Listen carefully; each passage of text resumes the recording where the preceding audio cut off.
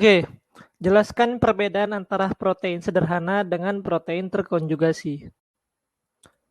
Oke, penjelasan. Protein ini ya, ini merupakan salah satu contoh dari makromolekul.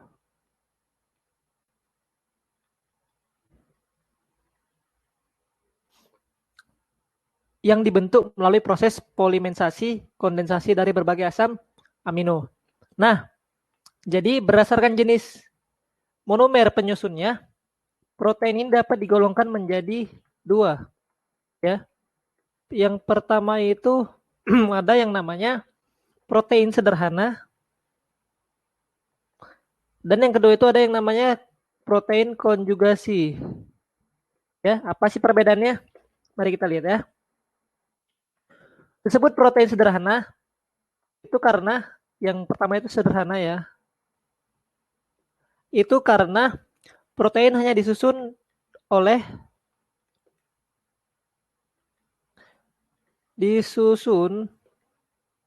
oleh yang namanya asam amino saja tanpa ada gugus lainnya.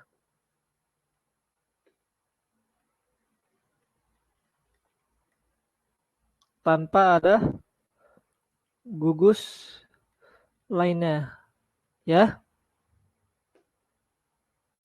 Kemudian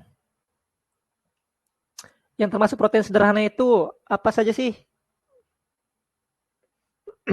Itu ada albumin, ya. Kemudian ada globulin.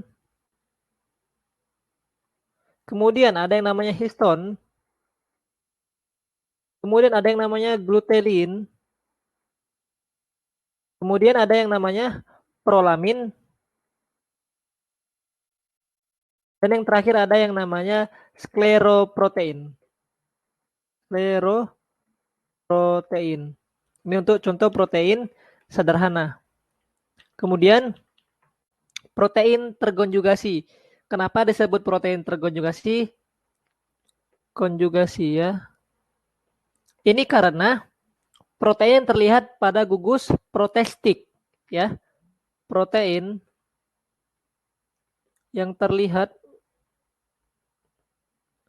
pada gugus protestik.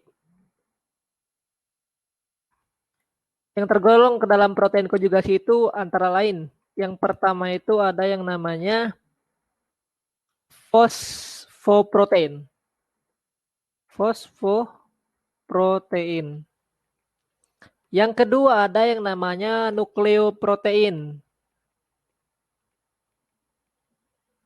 Yang ketiga ada yang namanya lipoprotein. Yang keempat ada yang namanya kromoprotein, ya. Yang kelima ada yang namanya glikoprotein.